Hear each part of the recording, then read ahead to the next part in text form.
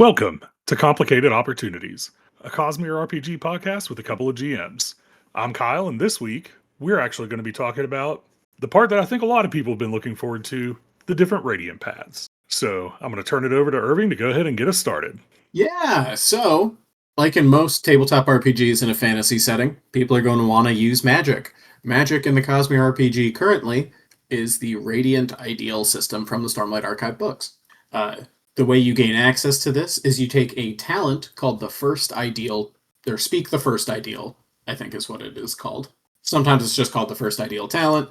Either way, what that allows you to do is once you reach a sort of narrative point, you get access to magic. You can breathe in Stormlight, enhance your character, and also regenerate some health while you are infused.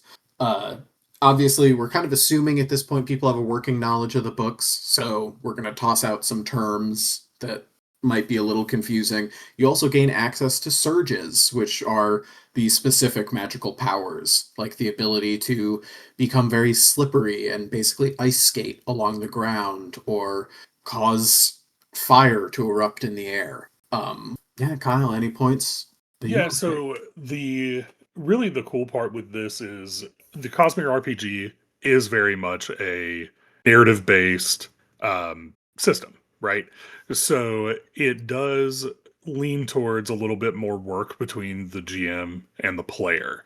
So the handbook does a really good job of laying out exactly kind of what that looks like.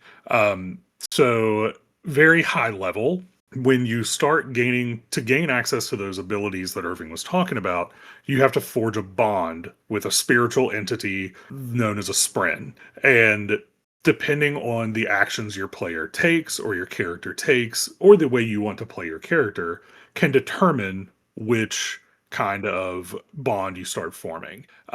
So before we go into the different Radiant paths, I do want to talk a little bit about like kind of two of the different ways and how the GM and the player would work together to create this. So there's kind of two schools of thought. Everyone, as we talked about in the last couple chapters, starts off with a heroic path. So they're a warrior, they're an envoy, they're an agent. So they're going to have different character traits and character personality quirks that they have. And depending on the different Knight Radiant order that you're potentially wanting to do, would be how you would want to guide some of your decisions that you make while you're playing the game. So the two ways you can go about it is when you're planning your character out beyond just level one, like letting someone know, like, hey, I've read the books, like, I really want to be a Windrunner, or I really want to be a Skybreaker. Like, letting your GM know that. So your GM can, one, look for moments where you embody that ideal, so you start attracting the attention of said Spren. Um, and then you also make sure that you're building your character in that particular way.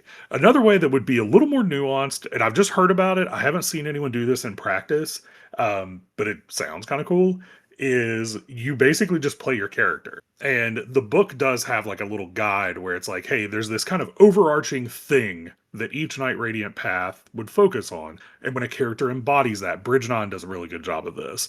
I was Uh, just about to bring up Bridge 9 because they specifically call out, like, basically you have a little, like, tally mark of, like, oh, they've done something that sort of personifies protection or free will. And as you, like, add up those tally marks, it's like, oh, they attract a Will Shaper Spren, or they attract uh, a Windrunner Spren. Spoilers for Stonewalkers, sorry, folks. Uh, but yeah, and that's a very neat, like, way to do it. It is a lot more work. Yeah, it definitely puts a lot more work on the GM. And also, you want to make sure you're working with your player to make sure, like, hey, that is a path I would actually want to go down. So that's just a little nuance thing that, like, I find interesting. And I like that this game does encourage a little more planning between the player and the GM, but also just like some fun spontaneity that can happen. But yeah, so as Irving talked about, when you take the when you start working towards becoming a Knight Radiant, you add a goal onto your character sheet, which is something we'll go into a lot more in depth later as goals and rewards and stuff like that. But when you take the first ideal talent, you also will be adding speak the first ideal as a goal. That'll have 3 tick marks. And as you're progressing from, like, say you do it at level 2, from level 2 to level 3, you and the GM both, the GM and the player both will be working towards looking for moments for you to progress towards speaking the first ideal. Then once you reach that point, like, if you've read the books, let's be honest, we all really look forward to that moment where you get to speak the words of the Knights Radiant, and they've actually worked into the game where you basically get a power up when that happens. So as the GM, and it specifically calls it out in the handbook, you really want to work towards a moment where someone can speak the words on screen. And typically either like in a high intense situation like a combat or an endeavor or a conversation, even depending on how you want to do that. And you And actually do get conversation. do it. I've seen it happen in a conversation once, and it was pretty cool. Plug for the Foundry Brotherwise playthrough. One of the GMs I know, Doc, he actually found a way for a Will Shaper. Spoilers for the end of that as well. For a Will Shaper to speak the words, and it actually was like a cool little moment that let them like win the conversation in a very high intense moment. Most Ooh. people are going to want to do it in a combat. Let's be honest. Yeah, most. And you do gain a condition called Empowered. I know we're not going to read everything out of the books, but this is a pretty cool thing. So when a Knight Radiant swears the ideal, they become empowered, granting a burst of unrestrained power. While empowered, you gain an advantage on all tests, and your investiture refills to maximum at the start of each turn, and it lasts for the entire scene. So basically, you become super awesome for the rest of that encounter. So yeah, That is it's pretty cool. a I forgot the advantage. yeah, the advantage is awesome, right? And it is something to like make sure to keep track of as a GM because I might have messed that up a time or two. So, but yeah, you gain that, and then you start down your path, and you unlock the full talent tree of the Knight Radiant. Yeah, and so I think an important thing with that, it kind of points, you don't want to say the ideal at the end of a session. I mean, whenever fits for your players and you, that's when you should do it.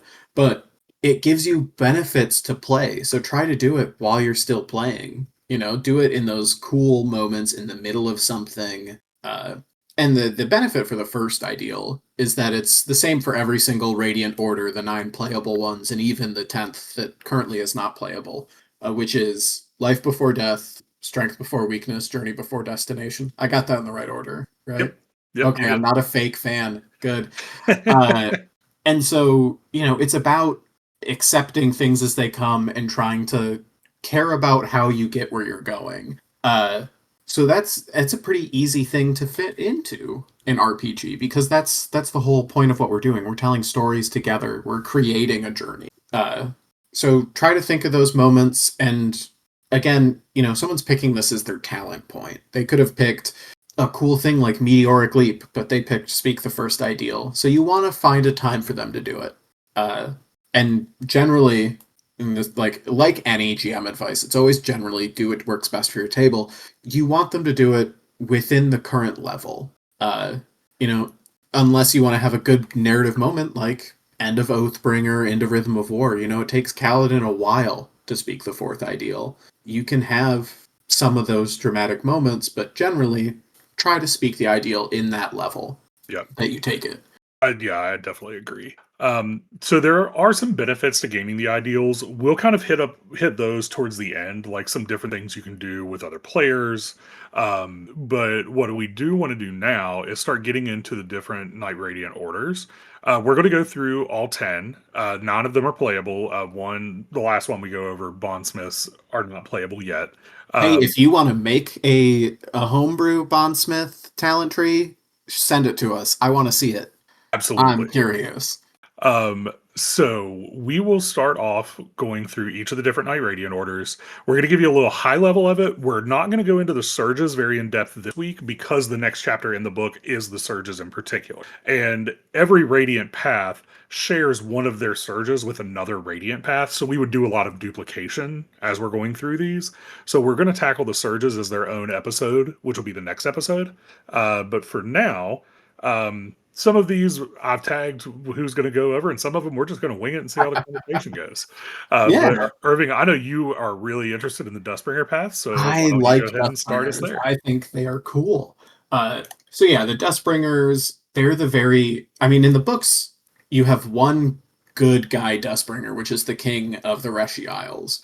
Uh, so they're all about sort of self-mastery, and you really see that in their surges, which are abrasion and division.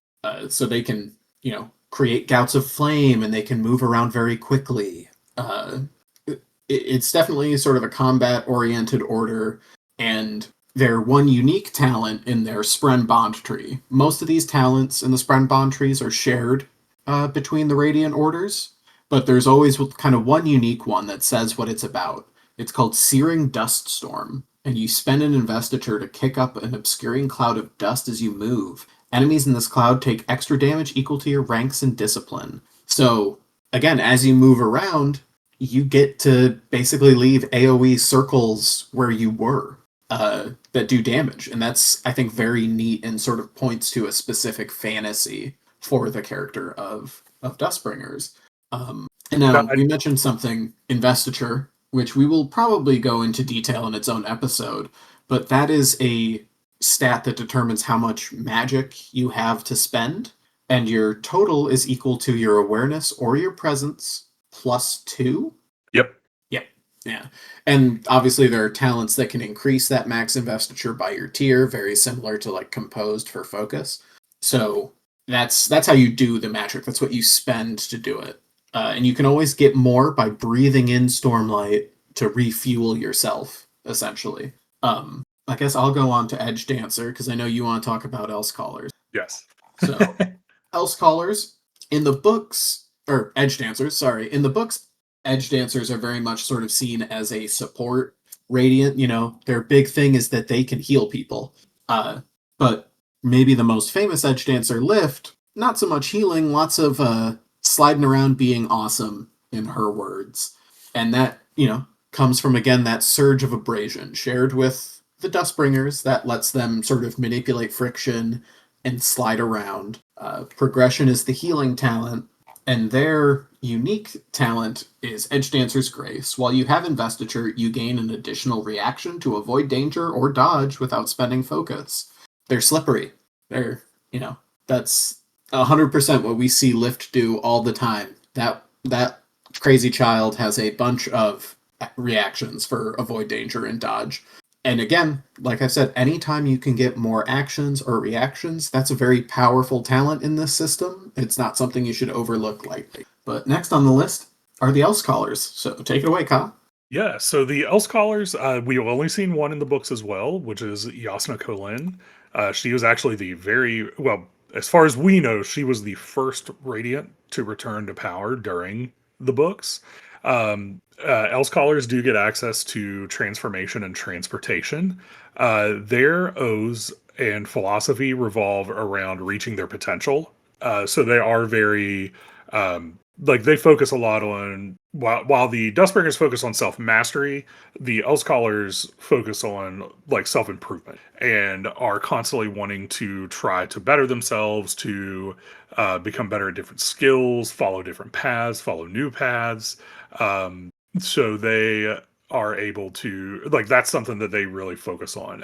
And the one ink spren that we see that Yasna has with her, like he's very calculated, very logical. Like he even gives Yasna the compliment that she is almost more like a spren than even because she's so logical. So the Else Callers are the closest at being able to peer into the cognitive realm. They can do a lot of transportation back and forth. So eventually they get some talents later on where they can literally like teleport people from one area to another. So I'm not even going to pretend I know how to pronounce this word, by the way. I But think it they're is like, Perskapacity? I think Perskapacity? so. Purse capacity? Pers... Pers... Purse, You know, I have no idea. So anyway, but we're Googling this right now. yeah, no Like, joke. Perspicacity. Perspicacity. All right. I think I've got it. So anyway, Else Caller's purse Yeah, capacity. capacity. While you have investiture, you gain an advantage on reactions, deduction test, and test appear between realms. So the Else Callers almost are able to live in two realms in a lot of different ways, and they could also do soul casting through transformation, which is something we do get introduced to very early on in the books. Side note, they could have said shrewdness or guile instead of that god awful word perspicacity. Yeah, but it does sound cool, I guess. It makes you sound smart. Maybe that's it. Maybe I'm just too dumb for them. Yes, same. So, um, but yeah, so like that is the cool. The idea of playing with the Else Callers is really cool because we only see one on screen. And they do have a lot of talents in their surges later on that can get really impressive. Yeah, I gotta say, I think some of my favorite art in the book is this Else Caller on the boat, Oh, for sure. just I with like the wind spren and I think those are luck spren, the little arrow ones. I think so. Like, they look it just looks so good. By the way, Yeah, buy the book for the art, people. Uh, absolutely. Even if you're not going to read these books, buy the book for the art. yeah, holy cow, they had some talented artists work on. And so I'll go ahead and go into our next one, which is Lightweaver. Well, unless you want to do it, because I know I was going to do Yeah, I was about to Skybreaker say, and it looks like you Stoneward. got Skybreaker and Stoneward, so I'll pop in and talk for the Lightweavers. Lightweavers, our book character is Shallan, and their oaths are unique. It's about speaking truths that maybe you don't want to admit to yourself. Those things that you lie to yourself about to protect yourself, eventually you have to admit to them so you can continue to grow. That is the core of Lightweaver oaths.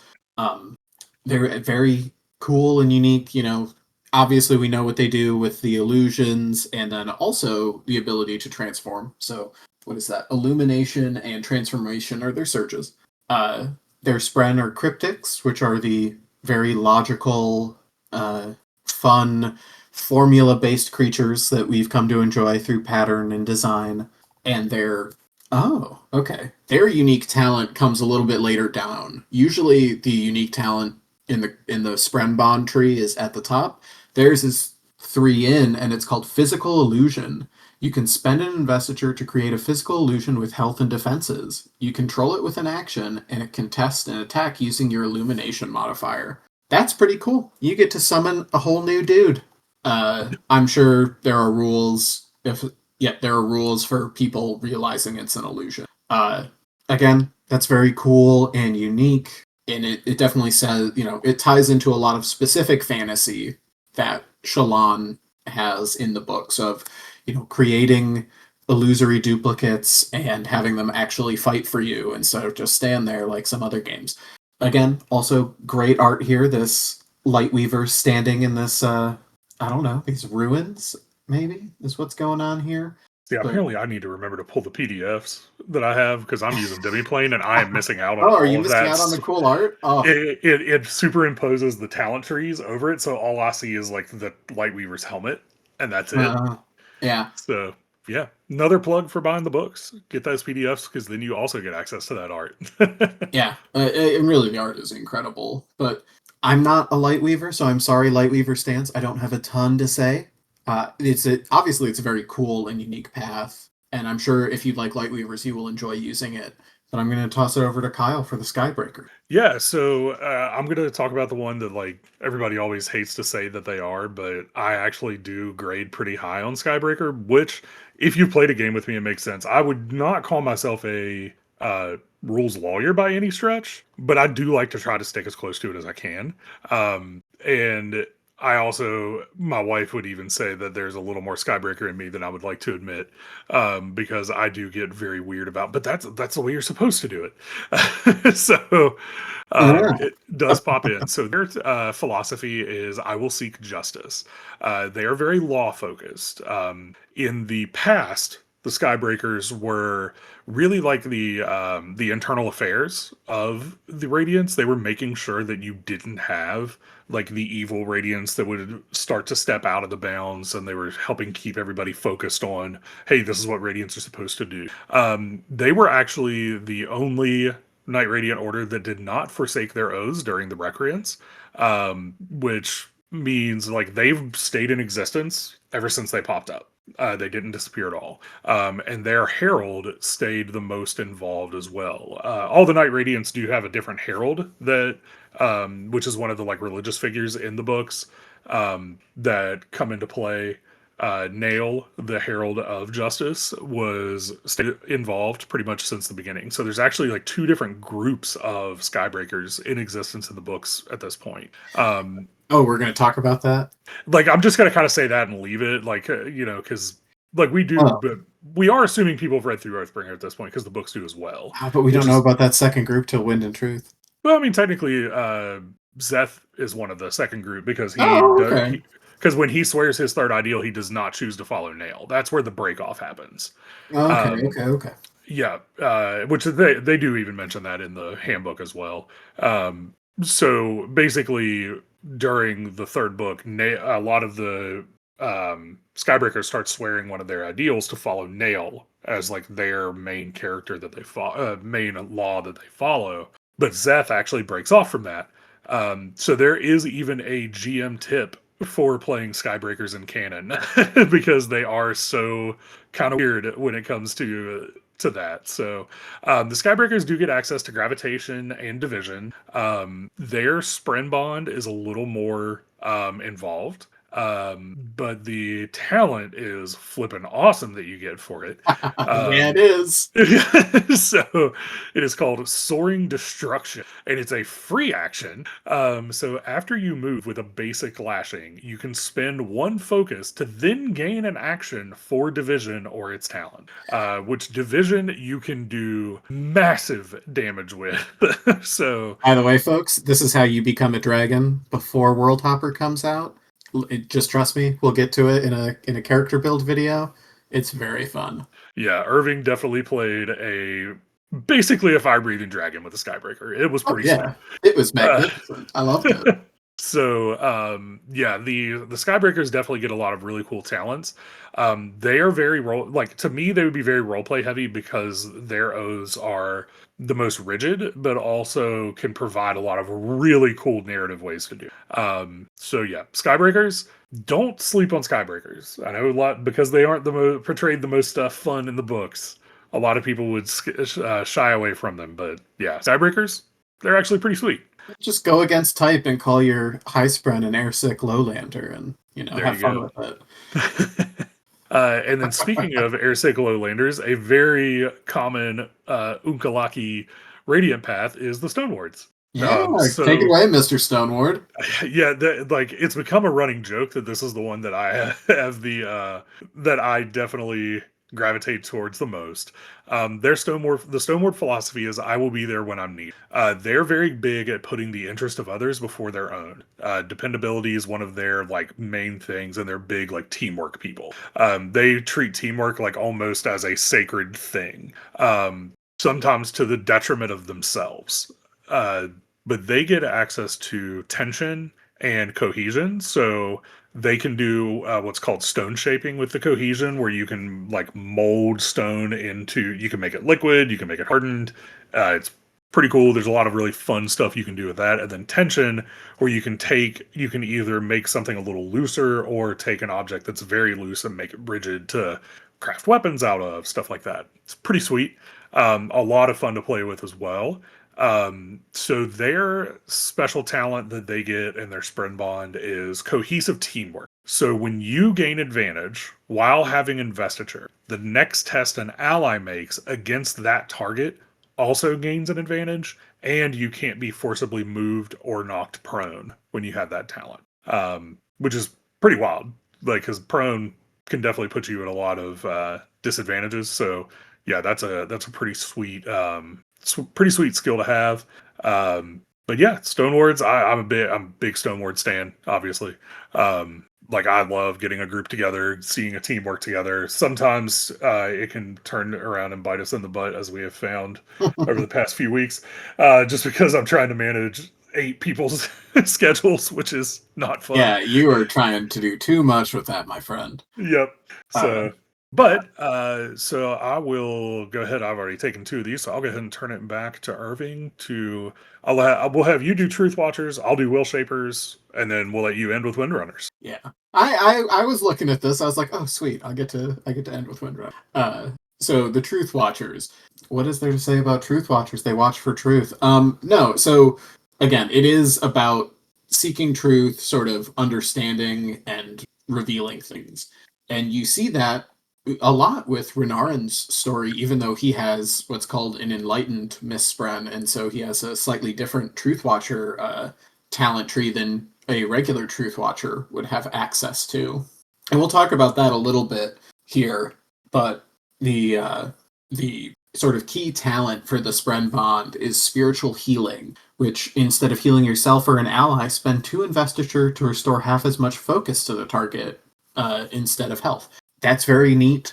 There's not a lot of things that restore focus, and it's a primary resource that oftentimes in a lot of builds is sort of a limiting one. So you have a cool support build here in the Truth Watcher with their access to illumination and progression searches. So illumination, like we discussed, are the constructs like you get with light weaving. They don't have the physical option, so theirs are more for hiding and support type tasks instead of a combat necessarily, although you could use it to like set up an ambush. And then progression again is the healing, but also making explosive plant growth. And again, they're very interesting, particularly for that idea of having an enlightened Miss Spren. And I think there are rules for having any Spren be enlightened, not just Truth Watchers, but I'm not They 100% sure about that. I don't know for sure, but I do know that they actually have like a small enlightened tree at the end of the Truth Watcher. Oh, okay, yeah, the enlightened Yep. talents. But I don't know that it actually says that you can't do that. But it kind of does make sense that it would just be the Truth Watchers because of the future They're of the only power. ones we see in most of the books until we get to Wind and Truth, because some character, for spoil reasons, I'm not going to say, has an enlightened ink spren. Yeah. So it'd be cool to see them eventually come out with enlightened versions of more spren than just the Mist Spren, which is the Truth Watcher one. An enlightened Mist Spren lets you gain access to future sight. So that, telling the future is of odium, ooh. But very much in how, like, in the books, Miles' 100 Lives, in Alloy of Law, he sort of, like, looks to his past by using his gold. You get a little bit of that in Future Sight. You can look towards the future. You can also search the past and gain some benefit. It's a very cool talent build, and I think there's a lot of room to play with it.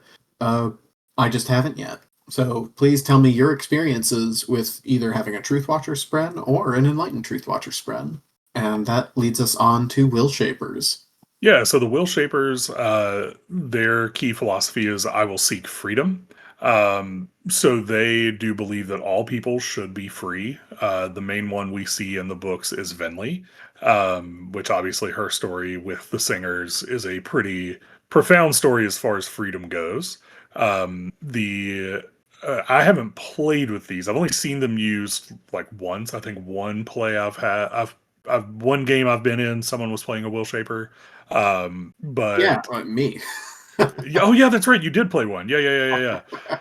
Well, and also I think I've seen in at Gen Con, one of the adventures I ran, like someone is a budding Will Shaper. So, but the Will Shapers do get access to cohesion and transportation, and their like special talent in the Light Spren Bond is spiritual cohesion. So you choose allies up to your current ideal to become determined. Opportunities from that condition increases that ally's cognitive and spiritual defense by 2. So yeah, that's pretty useful because like the way determined works is when you fail a test, you can add an opportunity to the result. So not only are you failing the test and getting an opportunity, but then your cognitive and spiritual defenses also go up by 2. And it doesn't say when it ends. It might further It's down. until the end of the scene. If Okay, you go yeah. to the full thing. And a scene Yep. in this obviously is like a combat, conversation, or endeavor, Yep. anything that could be a continuous shot in a movie. Yeah, and their spren just look cool because they're like all gold and stuff. Oh yeah, I like Will Shapers a lot. Yep. So we'll go ahead and go to the main event, the one that we see the most in the books. We'll let Irving talk about the Windrunners. Yeah, the one that most people like to be, and some people maybe on this podcast have a tattoo of Windrunners. Uh, so it's all about protecting and allowing yourself to help others in that way and keep them safe. Uh, and even, even when you don't necessarily like the person, they're still someone that should be allowed to exist, and so they're worth protecting. They bond in honor Spren, which again, main character in the book, Kaladin and Sylphrena. We've seen a lot of their stuff. Their unique talent is the reverse lashing, which is infuse a target with a reverse lashing using adhesion, then choose one type of object to attract. The infused object or infused target attracts those objects in a distance equal to your gravitation rate. So there's a lot of technical terms there that are sort of broken down in the surges, which their surges are gravitation and adhesion. Uh, they're also the only number or only radiant that can have more squires than the others. Almost all the other ones say, hey, you can have a squire equal to your Spren Bond level. Windrunners get equal to twice your level, so you can really fill out an army with these guys. Uh, it's something that is a very unique talent build. Personally, I haven't found much interest in playing one yet, just because like as someone that identifies as Windrunner, the test it puts me in that little box.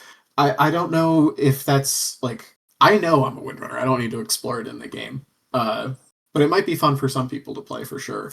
I also think that there's like I've noticed a lot of people that are Windrunners that kind of do shy away from playing it just because we see so much of the Windrunners in the books. Like everyone I've played with has been like, well, let me try the Dustbringers, let me try the Stone Wards, let me try the Else Callers. Like it's the ones that we don't get to see a lot of in the books that everybody's kind of gravitating to right now, which is just Yeah. interesting. So Yeah. I mean, I think that is a big part of it, because I don't think I've seen too many light weavers either. no, yeah, Yeah. thinking back to the different like because we've played a lot of like one shots with people, and I haven't really seen a lot of Light Weavers in those. Yeah. Um, Obviously, if people have more questions about the various orders, you can either go to the wiki and look it up, or you can ask it in our comment section, and we'll try to answer for you, if it's gameplay related at least. Uh, and our All right. final order of Knight Radiants are the Bondsmiths. They're not playable right now because canon-wise, there's only ever 3 at a time, and 2 of them are spoken for at the time that the book sort of assumes you have a setting. I have a theory that there's been a lot of Stormfather bondsmiths, and they might be the cause of some of the annoying things throughout Roshar's history, because honor, known piece of shit. Absolutely. So, Yeah. uh, we've just got a couple things to kind of finish up there to talk about the Radiant paths and kind of this is more the gameplay mechanic stuff about the ideals. So, one of the questions that pops up, especially during Wards of Radiance, is a Radiant can start forsaking their oaths. Like so, once you have spoken some of these oaths, that increases your bond with your spren. So you are supposed to be living the embodiment of those ideals. Well, what happens when you move away from it? There actually is a mechanic for that. You start losing talents that you've taken, you start backsliding basically. So they have actually built a mechanic in for that. However, you can also repair that bond as well, because we've seen that happen in specifically Words of Radiance. When one of the main characters, old Johnny Stormlight himself, starts backsliding a little bit and he starts losing his bond to Sylphrena and is able to repair that and continue forward.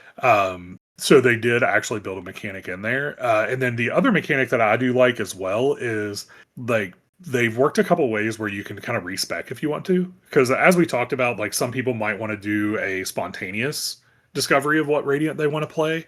But they actually do have a mechanic that during a long rest, when you've started to speak the first ideal, you can actually change that up during a long rest. If you think that, hey, I've started being a windrunner, but really I'm more of a will shaper, like you can make that change. And they did work that in mechanically too, where you can kind of meditate during a long rest to change that up, which I thought was pretty cool. That's good, because, I think pretty early on, like, obviously, I think a lot of people will be like, yeah, I want to be a Windrunner, but then they might see that, oh, this very interesting thing that's over here, and yeah, they should be able to change that up within a reasonable time frame to do something new. Yep. Uh, And do you want to cover squires and multiple spren? yeah. So as I alluded to earlier when talking about Windrunners, you can get squires, which are basically followers or recruits that share some of your Spren Bond abilities. They don't get the full version; they get a sort of smaller, almost like meant for an NPC version of it. Uh, those sort of nascent paths, but something I think is really cool with squires, they don't just have to be NPCs. If you have a player character who for a long time has been like, no, I'm not going to engage with the magic, but then maybe sees how much fun their friends are having at a later level. It's like, yeah, you know what? Maybe I want to. Their squires are an easy way for them to sort of start down a path and get to experience a little bit of being a radiant, but also a good story way for them to grow into a full radiant later on instead of taking it early on, like a lot of characters will. Now, this happens in some of the later books. Not really the Stormlight Archive, but we see evidence of it in some of the secret projects. You can bond multiple Spren. I think bonding the same Spren doesn't necessarily convey a whole lot of benefit. It's not like it juices up your powers too much. Bonding multiple Spren can let you get access to other powers, which is a unique thing. But again, this system is about speaking those ideals. So as you form those bonds, you got to make sure your ideals are in order. Otherwise, they might conflict and you might lose one of those bonds. Which again, very cool and unique. But I think that's all for now. And our next episode will be surges. Yep. So the next episode we're going to dive into the different surges, and so we'll get into a lot more of like the mechanical abilities and whatnot they have. Quick plug for the what order of Knight Radiant are you quiz that's out there. If you've listened to this and you're not 100% sure where you think you would fall, I think it's a pretty cool quiz to take. It's got, I don't know, like 70 questions or something like that. That helps you. It's basically a personality test that figures out which Knight Radiant do you lean the most towards. It's not the most perfect, I'll give it that. But it's as about as good as it can get. I just laughed because I did not realize I was a Stoneward, and there was literally one question about camping versus staying in a hotel, which if you know me, I hate camping, so I picked hotel 100%. And that literally changed my Stoneward from like 60% to 90% when I just flipped that question. So apparently And that's that's been fixed, right? I think so. Yeah, I think it has. Yeah. Because it was a very like big outlier that it was causing that much change with one question. But yeah, so like that quiz has been around. I think you can get it straight to it from Brandon's website. So it's just a fun little survey to take to see what Knight Radiant path you might want to follow. So, all Yeah. right. And remember, folks, this podcast has been sponsored by Yasna, my cat. Remember, your recording time is her playtime, and she's been a freaking pill. All right. So next week we will be talking about some surges. But until then, let's roll our plot die and raise the stakes. This has been Complicated Opportunities. Woo!